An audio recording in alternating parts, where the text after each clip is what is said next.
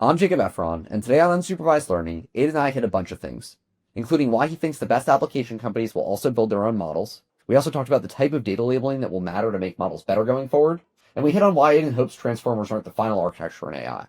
One ask before we dive in. If you're listening to the show on Spotify, please consider leaving a rating. Ratings help boost the podcast, which in turn helps us get the best guests. Now, without further ado, here's Aidan. Aidan, thanks so much for coming on the podcast. Really appreciate it. Yeah, stoked to be here. Thanks for having me. Amazing. Well, I figure there's a lot of different places we can start, but one of the most interesting, I think, that everyone's thinking about today is, the future of kind of like enterprise AI adoption and usage. And obviously, I know this is something you think about a lot.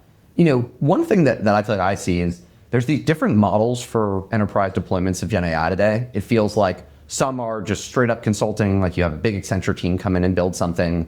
Others feel like they're maybe more Palantir-esque, where there's some forward deployed engineering, some product being built, and then others are trying to just sell an out-of-the-box product, right? Say, here's something you use, go make it work. Obviously it's a rapidly evolving space, but I'm curious, as you think about which of these models ends up winning out in 5-10 years, what do you think it looks like for folks working with enterprises in the long term in Gen AI? In the long term, I do think that something in the middle is going to win out. It's a new technology. It's very complicated. And I wish it weren't the case. I wish it were much easier for enterprises to adopt the technology. But sometimes they need help. So some degree of support is just going to be necessary to integrate it into the economy, into all of these different companies, and targeting all of the different applications that they might need to go after. I also think AI is unique, and these agents are unique in that an agent can only do its job effectively at driving automation if it has access to the same things the humans have access to. And so that demands a lot of access. It needs to be able to see into your emails, your chat, your calls, your CRM, your ERP, your HR software. It needs so much context. And so that presents a couple different problems. The first is privacy. There's very little software that needs that degree of access. And so privacy is a way bigger issue in AI and agents than it is in other types of enterprise software. So that's something that I think we do uniquely well. The second piece is each company uses a different tapestry or like mosaic of software for their humans, right? Like there's no standard setup of a company of what stack they run on. And so each one is different and each one requires some degree of custom setup to bring all of that context together and integrate it into the model. It's another thing we're spending a lot of time on is making our new agent platform, North, much more easy to customize and integrate with whatever that tapestry might be for each particular company. I mean, obviously today there's a lot of like custom integrations you have to build, rules around, who has access to what, obviously, a bunch of the VPC deployments as well. In the future, do you have like AI agents that kind of like obviate some of the complexity behind this? And it's like, hey, just enter the tools you want to integrate with, enter kind of some of the basics, or like, is that like kind of a little bit fantasy? No, I mean, definitely like that would be extremely helpful if setup could be completely self-serve and the agents just go off and do what's necessary. I think we'll probably have some middle ground. It won't be the extreme of, there's no humans involved, and actually we can just install a copy of it and you tell it what you want it to do, and it'll install itself. There will be some middle ground where, we'll be able to automate parts of the problem, but not the entire thing. So obviously the stakes of a mistake on access to like salary data or something or whatever it is are high enough that you probably want a fair amount of guardrails there. Yeah, I think so. Yeah, and definitely customer data, patient data, these sorts of things. You just can't make mistakes. Well, one thing I think that's so interesting about the seat that you have at Cohere is obviously you work with a ton of different enterprises doing different things. It feels like the debate in Silicon Valley these days is what's experimental budget, what's real budget. You have like this great lens into the stuff that's actually working today. How do you kind of categorize or even list the enterprise use cases for Gen AI today that you feel like have product market fit? It's really hard to categorize. I think it's There's some vertical applications, like for example, in healthcare, we really want to make note taking and form filling much easier for doctors. And so, having passive listening mics and being able to listen to that doctor-patient interaction and pre-populate things so that they're not spending half their time, typing notes and that type of thing. I think that's very vertical specific, but much more of what we see are kind of these general categories of customer support is something where the technology is ready and the need is very much there. And so that's moving quite quickly across verticals. In telco, in healthcare, in financial services, everybody needs this capability and the technology is there for it. The other one, I don't know really how to categorize this, but I guess like research, augmenting humans with an agent that can go off and do a month's worth of research in an hour or two. We're seeing a lot of demand for that sort of capability. So you can imagine if you're in a bank and you have wealth managers, the wealth manager might manage a pool of 20, 50 different clients. And those clients might call that wealth manager up and say, hey, I want to hedge against this geopolitical event that might happen in the future. And that wealth manager then needs to go and do research and come up with a strategy of how do I actually even hedge that thing? And it's super time sensitive because that might be days away. Especially in this current moment, certainly.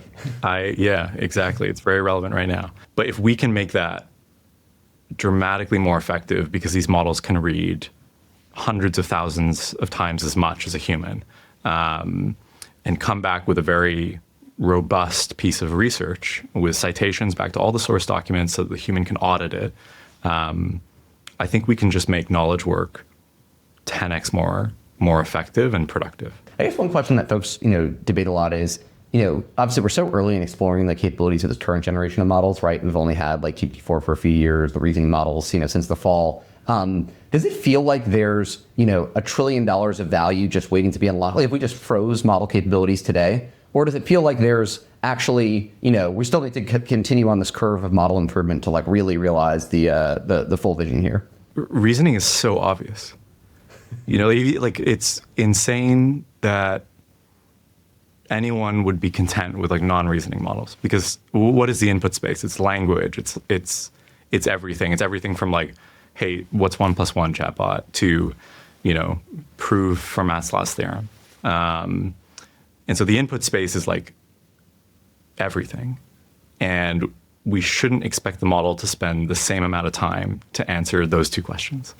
Yeah. So the fact that reasoning unlocks a capability for the technology to spend different amounts of energy on different complexities of problem is so obvious and intuitive. And we know we have to have that capability built into the technology. There's more that's missing for sure. For instance, the status quo with models, we spend all this money training them. We spend $100 million building a model, and then we get our final checkpoint, final weights, and we just distribute that to the world, and they're frozen. And everyone is speaking to the same version of the model. If it doesn't remember your chats from months ago. And so there's no notion of learning from experience. And so that's a clear capability that humans have, right? Like we can start dumb at something new and then become an expert over the course of 4 or 5 years of practicing that. These models should have the exact same ability to learn from their experience out in the world and learn from feedback from the humans that they interact with. So there are these like obvious properties of intelligence that are missing in the technology and that will need to come. But I do think there's a change that's happening right now, which is the whole like scale is all you need hypothesis is breaking. We're very heavy into diminishing returns of capital and compute.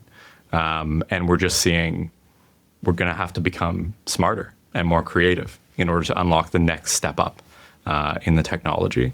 But I think that's good. It's good pressure on us as innovators to go out and explore and try things out. The old strategy was boring and dumb. So I'm excited for the new Yeah, new era. it was all just throwing more money at compute, a kind of understood game versus trying to figure out how in the world to make custom compute work for easily verifiable domains, and obviously some of the algorithmic breakthroughs other folks are working on. I think it seems like an exciting time on the research side right now. Definitely. I mean, I guess you kind of alluded to it, but I'm curious, like, I think another question folks are asking is, are we on a path to kind of one model to rule them all, and you use it, if you're a bank or a healthcare institution, or, a world of specialized models for different use cases? Obviously, I'm sure you have a strong opinion on this, both on the fine tuning, but also, does it ever make sense to have, different kind of pre-trained models for these different domains, and how do you kind of think that develops over time? I mean, I used to think much more we needed specialized models. With MOEs, models are kind of able to self-develop experts, and these are just like subnetworks within the model. And so that's alleviated some of the pressure. I would say custom models are still important. There's still fundamental context about a particular business or a particular domain that are missing from models that are built off of the web, which the web contains a lot of information about humanity, history, culture, science, but there's stuff that is not on the web. And these models need to be able to get good at that to provide value in the world. So I think that's where custom models make a lot of sense, is closing that gap. There's not a lot of manufacturing data out on the web, or customer transactions, or detailed personal health records. And so for these sorts of modalities or types of data, what Cohere does is we partner with the organizations that do have this data to create a custom model that only they have access to, that gets very, very good at working in those domains. But the general models are extraordinary, and synthetic data is able to close the gap considerably. And so I think certainly there won't be tens or hundreds of models operating within an organization. You might have a handful. But I don't see it being like every single team is going to have their own fine-tuned model. Yeah, basically, if folks sit on some sort of different type of data that the model haven't been exposed to, you may do some fine-tuning or even some basic, pre-training on it. But otherwise, otherwise it doesn't make sense to have, throughout the organization.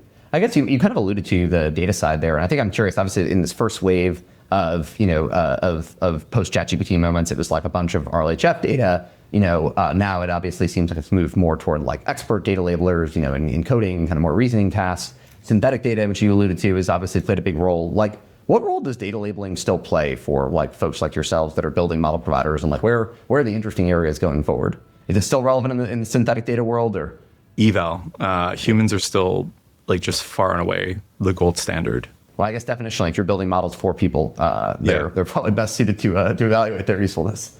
Exactly. Eval is where you just can't take a human out of the loop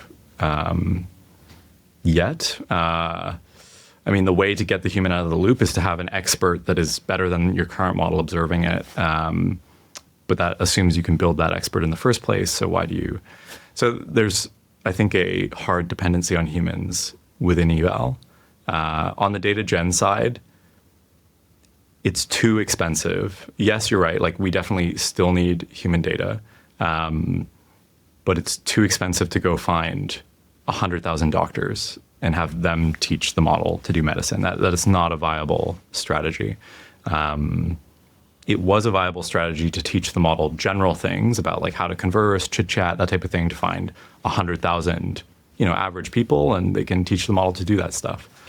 So we've had to become much more creative.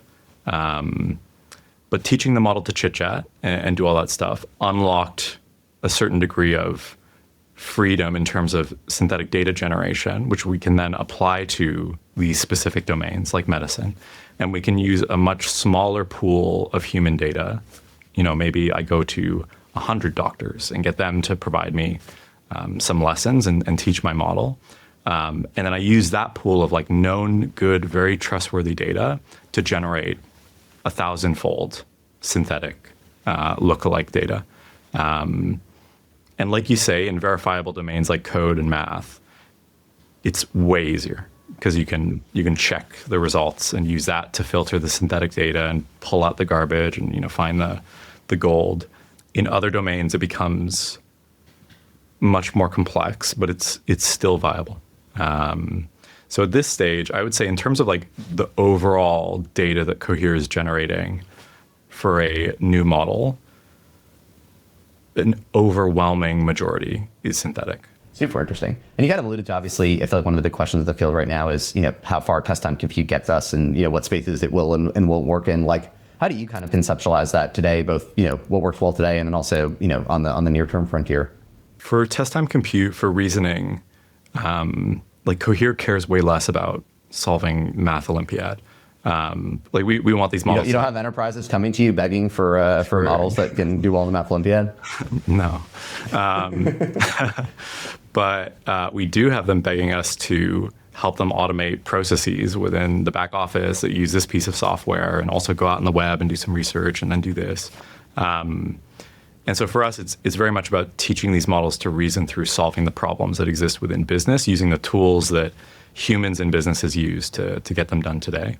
That's what we care about. And it has been a complete step change in terms of improvement. There were tasks pre-reasoning. We just couldn't get a model accurate enough to accomplish that. It was like impossible. Models could not solve the problem.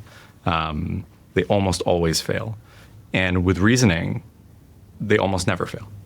Like pretty much everything you throw at the thing, it'll figure out a way to actually accomplish it. So reasoning's ability to unlock reflection and understanding why the first attempt failed, and then using that to find another path, an alternative path to the same outcome, that's been a real unlock. Yeah. Was there like some sort of crazy moment for you when you were initially playing around with these reasoning models and saw that on one of these impossible tasks? Yeah, like things that just don't work start working. And complex tasks, there's many delightful moments where you're like, how did it know to look there? And it's because it failed looking in the obvious places. And then you read the reasoning traces, you're like, it's actually pretty smart. Yeah, I mean, the reasoning traces are it's like jaw-dropping. It's so beautiful that these models organically problem solve and like think through stuff, and they have their own little epiphanies, and they're like, oh, you know what? I should check over here, and maybe this happened, and that's why it's not over there. That has been super rewarding to see. I guess when you're talking to enterprises, how do you kind of contextualize where Cohere fits in the ecosystem today? Obviously, you've got the really large AGI labs and OpenAI, Anthropic. You've got a bunch of open source model providers that are out there and folks working with them.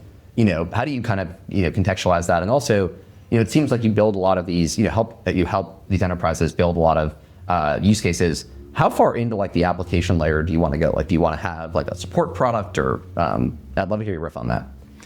Yeah, so with North, we're pushing into the application layer, and that was totally motivated by we were selling models, and we just kept seeing our customers building the same thing again and again and again, and it would take them like a year to build an application that took models, presented a UI, integrated with all the different tools and data sources, did the privacy and ACL inheritance stuff well. And then it was usually built by the AI team inside of these enterprises. And so they're not product teams. And so it's actually not that nice of a user experience. And so the people within the company wouldn't want to use it. And so we said, what if we just solve that entire problem for the enterprise? We're going to create a like truly consumer grade product experience that people love to use, is super intuitive, extremely low latency, but ships with all the features that an enterprise needs, like the ability to customize it completely. You can customize the UI, you can rebrand it however you want, you can customize the data connections and the sources that your model's able to pull from and the tools that it's able to use. You can even, if you want to, like let's say you've trained some Llama fine tune or something on your data, you can plug Llama in there and you can expose it through this application. And so it's really just setting a company forward 12 to 18 months in its product roadmap. And they immediately can distribute this tech into the hands of their employees. So that's been the push for us. Definitely, Cohere has some very nice strategic attributes, like the fact that we're not locked into one ecosystem. We're not within one hyperscalers ecosystem. We're able to deploy anywhere. We also release our weights non-commercially. And so we're happy to deploy in VPC because we're not worried if you can access our weights. We're very happy for you to do that. So I think just far and away, we are the best partner for enterprise. I guess I'm curious because obviously one of the cool things about Cohere is that both you have like the model development side and cutting edge, you have a great research team, and then you also have kind of the applications that you build on top of the models. Obviously there's some folks that would say, hey, like we'll just take the best models that are out there and we'll build the support application, or we'll build, whatever it is. And we don't do anything on the model side. We're just like, we'll take what's, maybe we'll do some light fine tuning on an open source model. How do you kind of articulate the advantage you get from building both the models and the applications versus these folks that are just kind of building applications on top of the underlying models? I think we have far more levers to pull to deliver the experience that the customer needs. Because we're vertically integrated, the next version of Command, our generative model, is going to be optimized. Actually, the latest version already is optimized for the use cases that we know our customers need in North. So it knows how to use an ERP. It knows how to build. It knows how to build with a CRM. And so that integration between the technology, the models, and then what the actual customer needs is something that I think is crucial to product quality. And it's part of the reason why a lot of the existing applications are, in my opinion, missing or not fulfilling the product promise that they're making to their users.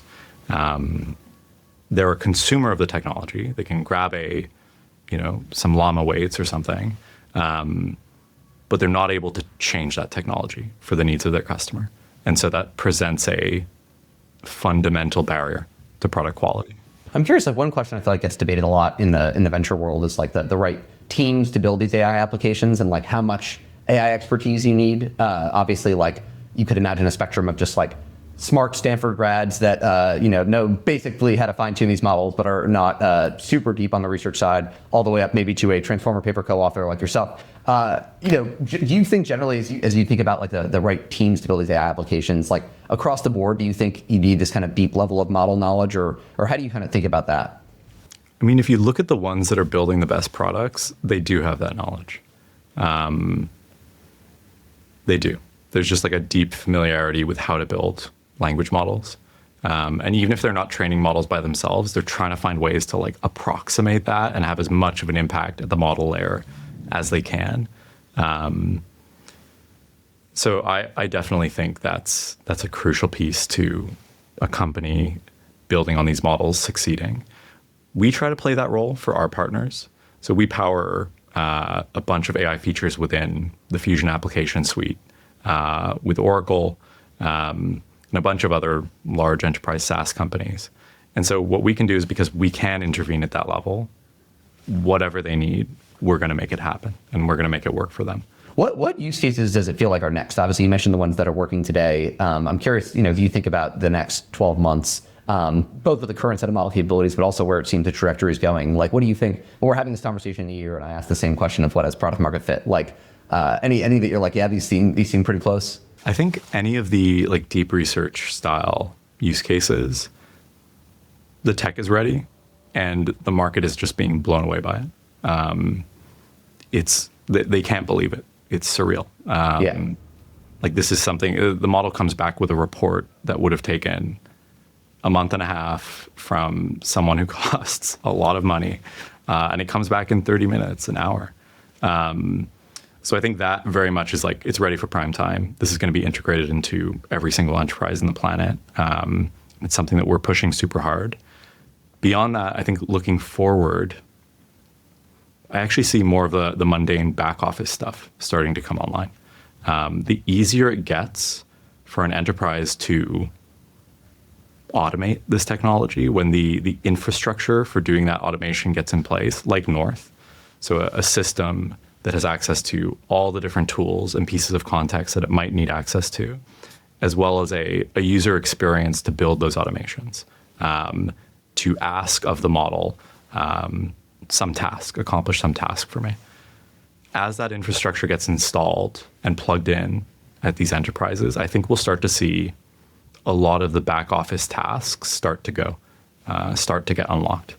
So that's stuff in finance, in legal. Certainly sales is very much ripe for this sort of thing. Yeah, like if you think about like what a seller does before they go into a meeting with a customer, it's research. Yeah, exactly. Like you're going through like, what is this company? What's their strategic imperatives? Who's leading the efforts that I care about selling into? And then you're also doing research internally at the company. What previous conversations have we had with them? How did that go? What were the sticking, factors? And you need an intelligence briefing on the person you're about to meet, everything they care about, everything they've heard about Cohere, or heard about your company. And that makes you dramatically more effective at your job. Yeah, so I think sales is going to be another big one. And I guess, obviously you take support, sales, there's a whole host of companies that that's all they're focused on, right? Whether it's Sierra and Sport or, Clay and folks on the sales side. I assume on the one hand, enterprises would love to work with one vendor that can kind of help them across all of these. On the other hand, if all a team's thinking about all day is one of these problem areas, maybe they build better workflow. Do you think we kind of federate into, hey, I'm an enterprise and I choose best in class solution for finance, for sales, for support, or do I go to kind of one place that has pretty good general knowledge across all of those things? I think there will be a scattershot phase that then consolidates. So I think initially it will be federated into all different teams are buying their own little applications. And then they're going to realize, wow, okay, sellers don't just exist within their CRM. So I have to integrate that agent into all the other pieces of information within the company. Same thing with the finance team. They don't just exist within their ERP. So I have to integrate. So now you have this insane maintenance burden of all of these data source connections into all of these disparate apps. And so there's going to be a strong push towards consolidation. I want one platform plugged into everything that I can accomplish all the different automation objectives that I have on top of. So the long game is building that platform, which is what we're doing with North. Yeah, it makes sense. Obviously, all these things need to speak to each other to really be able to ultimately answer the questions you want to answer on the research side or kind of enterprise insight side. I guess reflecting back on the Cohere journey so far, what sticks out as some of the key decision points that that you had to make that really tipped things that maybe were 51-49 decisions along the way? It's been a lot of consequential strategic decisions. Everything from starting up in Toronto, right? That's one that has really paid dividends, and it was not a given. We really did not know if it was the right idea early on. We had some arguments for why it was. Jeff Hinton is in Toronto. The Canadian AI ecosystem is, Ilya's come out of it, and so many of us have. Starting up there has given access to really the world's best talent, and it's made us a darling of the Canadian AI community, or the Canadian technology community. I'm curious, to hear you riff on this a bit. It feels like, obviously there's this really interesting interplay between, you guys have obviously gotten a ton of support from, the local ecosystem in Canada. The government obviously seems super excited about what you're building. And I think there's this larger question about it does feel like a lot of countries want to have their own foundation model companies. I'm curious if you just riff on that intersection of kind of national politics and priorities and foundation models. And do we end up with a couple dozen because each country kind of wants to have their homegrown player? We probably end up with a few. I think the buy versus build question, or partner versus build question, is a hotly debated one.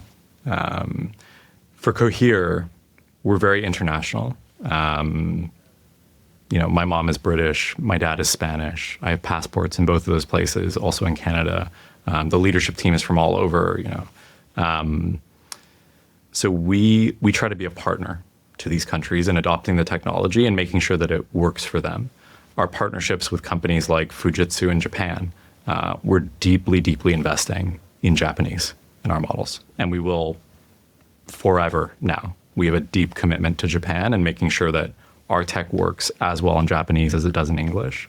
We recently announced a partnership with LG in Korea, and we're doing the same thing for Korean. So we're certainly in favor of supporting everyone to make sure that their economy can adopt this technology, especially in places where the majority aren't native English speakers, or the data that you're dealing with in that jurisdiction isn't in English. A lot of our work, like on the open source side with Cohere for AI, the Aya project, that was like the largest data collection effort for any machine learning project. Thousands of people, native speakers of over 100 different languages, contributed data. And we open sourced it so that not just Cohere's model gets better in those languages, but so does every other language model. We have a belief that the technology will not be useful and huge swaths of the global population will miss out if it doesn't speak their language and it doesn't understand their culture. So we've invested very heavily and will continue to. It's super powerful. I mean, you kind of alluded to it, but I'm curious the kind of like state of the art AGI labs. How many do you think we'll have in like 5 years, and what actually ends up making one better than another? We're all starting to do different things. So there's this like differentiation or like there's a diversity of strategies emerging. OpenAI is right now clearly pushing the consumer front. Gemini is coming for that crown. I know that Meta is planning the exact same thing. Anthropic is very good at code. Like that's clearly the thing that they are the best at. And we're focused on enterprise and sort of business back office applications. So everyone's finding their lane and their niche. I don't know. I think among foundation model companies, there will probably be a couple handfuls. And that will cover a lot. And then we'll see new generations of foundation models come out, right? Like foundation models for biology, for chemistry, for material science, we'll start to see new generations of the stuff. Yeah, I sit on a advisory board for Kaya. It's a cancer data and compute sharing alliance with like the Fred Hutch and a bunch of other large American cancer research and treatment centers. And that is data that is not out on the web. Yeah. Right. And there's this like question of, okay, what if we had like a GPT moment where massive capital flooded in that was applied on top of that data or those modalities that count for treating cancer? And how do we build conviction about that? How do we de-risk that in the offset? If we do need to deploy $10 or $20 billion of capital into this thing and we could solve cancer, let's say that that's the outcome that we're driving towards. What are the steps along that we can show? So I can already see those ideas emerging. And as LLMs and these sort of like general image, video, audio, language models emerge, there are other quite different domains, like protein sequence modeling, material science, et cetera, that need a similar global effort to yield the same sort of just incredible advancements. Yeah, and it seems that the big thing there is ultimately like you might need data generation, right? Like you don't have trillions of tokens on the internet, and so obviously a lot of problem with cancer data is that it's not particularly well structured or linked or tied to outcomes. But we've also for a lot of these bio foundation model companies, they all spin up labs, right, to actually generate a bunch more data. Or on the robotics side, it feels like there's a similar issue too, and so I think it'll be I think maybe that ends up needing to be the first area of investment, and then. Also, you obviously don't get the benefit of getting to eval it right away. Sometimes it takes 5-10 years to figure out if it actually worked. But seriously, a fascinating set of problems that I hope the best and brightest are going after. Yeah. No, me too. There is a lot of data out there in these domains. I don't know if there's like a token scarcity. It's just that it's siloed and locked up in 100 different places that refuse to share with each other or talk to each other. The data absolutely exists in sufficient quantity. Interesting. So a human problem more so than a data generation problem. Yeah, exactly. Sounds about right. I guess I'm curious also what you think of some of these like newer foundation model efforts. Obviously, you have SSI and thinking machines. Like, felt like for a while we might be done with like net new LLM providers, and then obviously there's been a few in the last year. Like, do you think we'll see more of that? Any reaction there?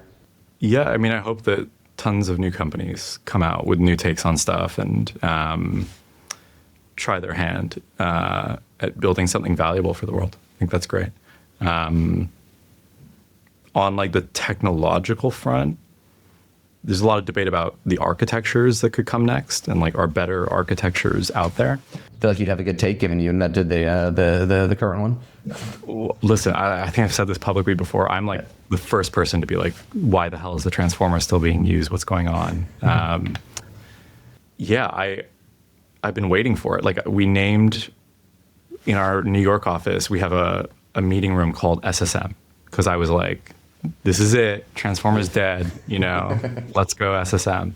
But then it turned out you can just kind of like steal the good bits of an SSM and put them into a transformer, and then the need to swap to an SSM goes away.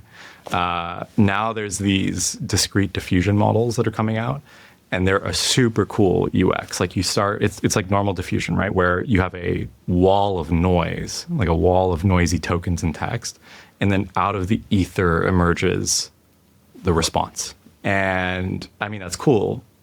Is it actually a better language model than a transformer? I don't know. I don't see why that would be the case. So it's tough, man. Like, How likely do you think it is that we do have a new architecture in like the next 5-10 years that becomes, predominant? Oh God, please. There's got to be. If you had have asked me in 2018, a year after the Transformer paper got published, what was the likelihood that in 7 years we'd still be using transformers, I'd put it pretty close to zero. So I'm not going to make an estimate. But yeah, the longevity of this thing has really surprised me. You've been doing, obviously, cutting-edge AI research for a long time now. I'm curious, what's one thing you've like changed your mind on in the last year? Maybe the scaling hypothesis. I feel like I was like pretty loyal to that the past few years. A good reason to be loyal to it, definitely. Maybe that's something I changed my. I mean, in the back of my head, I've always thought, there's like, really, can it like, are all the capabilities we need going to fall out of scaling? Really, like, it seems unlikely. But the evidence just kept showing up. It was just, we made it a bit bigger. Now it can do math, like all this sorts of stuff. So I was like, I guess this is it. But now we've just been shown, really beaten over the head with it, that scaling is not going to get us there. Yeah, though some people would say all the capabilities will fall out from scaling test on compute, right? That it's just like another scaling vector. Like, do you subscribe to that, or is there still some algorithmic breakthrough needed on the horizon? I mean, then you're like really muddying the definition of scaling, because a lot of like what scaling is now is actually data, and getting diversity in the data, finding demonstrations for the model of how it can problem solve in specific domains. I don't know if it's as trivial as the previous scaling law, which was literally like, I'm going to build a 2x larger computer and press run on the same thing, and the loss will go down. Does anything change on the hardware side now, as you think about needs for hardware going forward, given this kind of that we're maybe out of the pre-training era and into more test time compute and other approaches? Yeah, test time compute still requires tons of compute. It makes inference, whatever it is, 3 to 10 times as expensive. And for training, it still requires just tons and tons of compute. But I think compute is going to get cheaper and more abundant per flop. There's multiple options now for training compute, which there wasn't before. And so that's a very positive thing for the world and for the industry. We can wire together more than just one type of chip, and get a very effective supercomputer for building models with. So all the trends on the compute layer of the stack are very good for those of us who have to consume a lot of it. What are the future model milestones that are like meaningful to you when like the latest state of the art model comes out? Is there something you try or like I thought the playing Pokemon was a fun eval from Claude. Not that any of your enterprises particularly care about that, but like anything that you try whenever one of these new models comes out, just to get that you think will be a meaningful capability breakthrough. I mean, for my own models, like for command, the first thing I do is just I try to use it as part of my day-to-day work. I try to get to like automate stuff that I have to do. What's the latest thing you've automated? I do a lot of like prep for meetings using the model. And basically like we have an internal, like in North, like deep research, but it's plugged into not just the web, everything. Like it can see every single call transcript, everything that I've said, every conversation that I've had in DMs all over the place. It just sees as much of my life as I can possibly make it see. And it's able to give extremely compelling responses. So yeah, like that's most of my day, right? As a CEO, like I'm meeting customers, investors, talent, and I need to be ready for those meetings. And so that's where I plug it in. I can't do that with other models. So usually when I'm playing with like a new third-party model, I do like riddles and stuff. I don't know. So the reasoning models were very good. Do you have a go-to riddle? I do. It's one of those like you have to come up with a matrix and like figure out who is what based on all this information and who checks what boxes. And it's about spelling words. And so the ability to break a word down into its characters, similar to like the strawberry thing, which we know models suck at, is involved. I usually go to that one. And then math stuff, just like, can it solve math problems? But it'll shift, right? Like as models become able to do all of that, like they are now, I've stopped using the math ones because it solves all the math ones. Yeah. It's not interesting. Like there's nothing to ask there.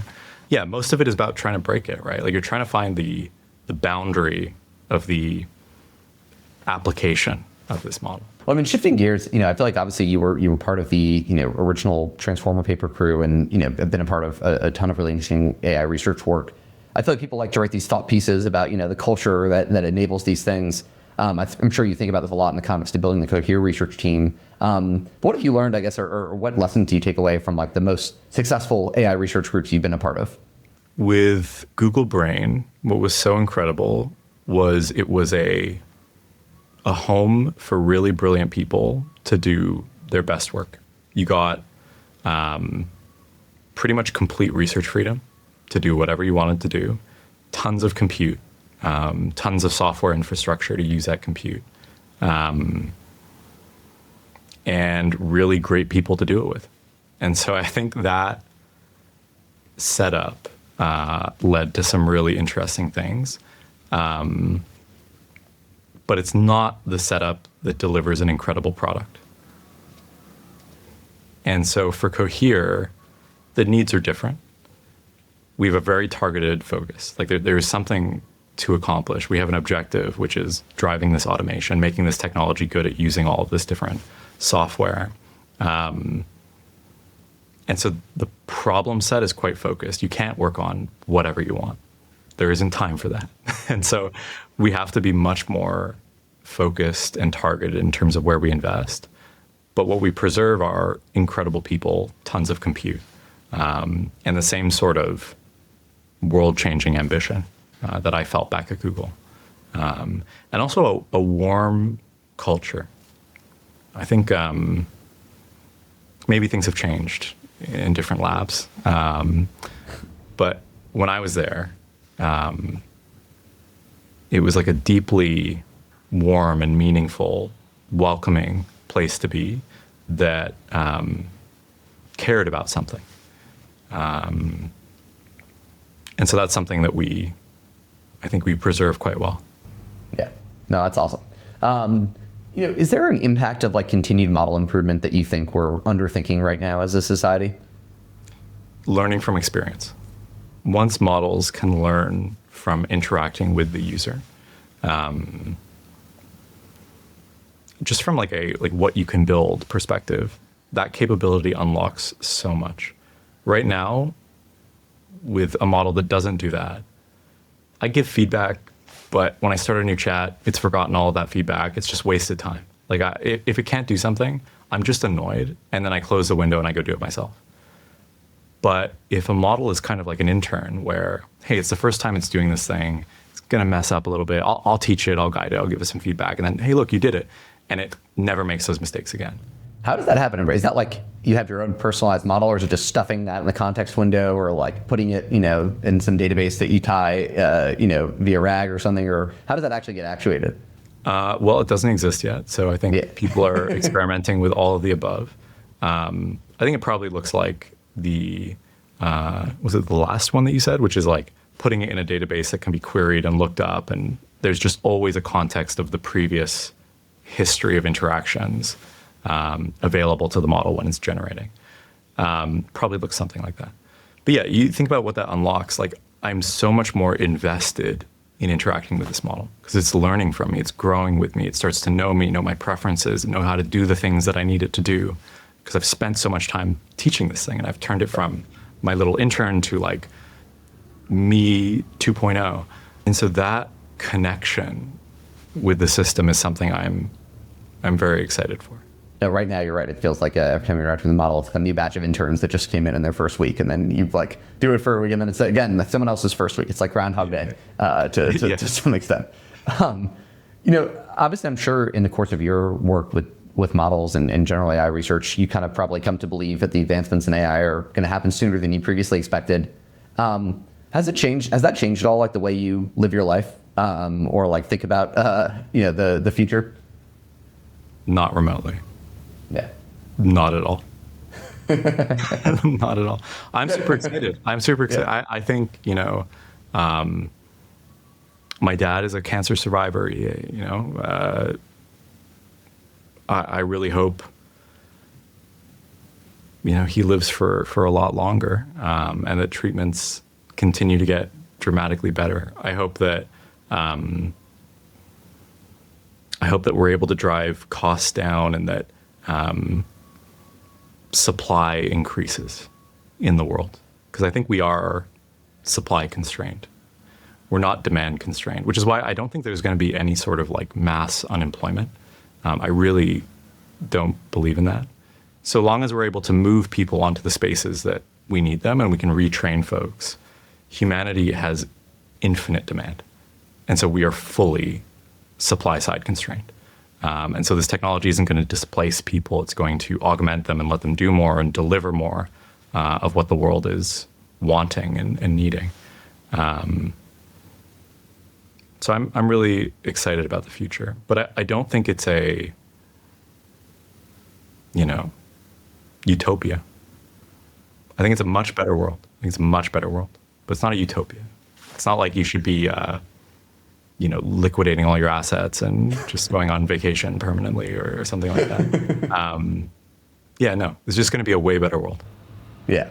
To what extent do you worry about like some of the AI risks that folks talk about, both in the short term and then like the existential ones? I worry about them. I worry what sort of capabilities bad actors will be able to access, especially at the state level. I want to make sure that liberal democracies are the first ones to get it, and that they establish an advantage. I worry about, do we have the infrastructure in place to facilitate moving people to new careers if particular jobs are impacted? I want to make sure that we have that capacity to move them and retrain them and put people on new, more fulfilling work. But I'm not afraid of like the X risk, like Terminator breaks out of the box and gets hold of our nukes and blah, blah, blah. Or it's like nefariously manipulating people to do what it wants. I really think there's so much to worry about with this technology that the doomsday scenarios aren't where we should have the public and policymakers focus right now.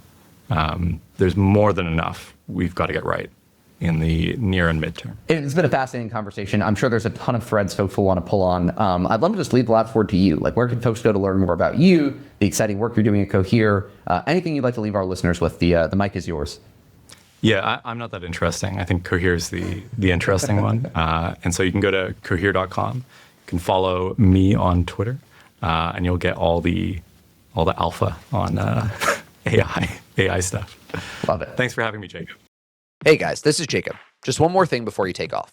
If you enjoyed that conversation, please consider leaving a 5-star rating on the show. Doing so helps the podcast reach more listeners and helps us bring on the best guests.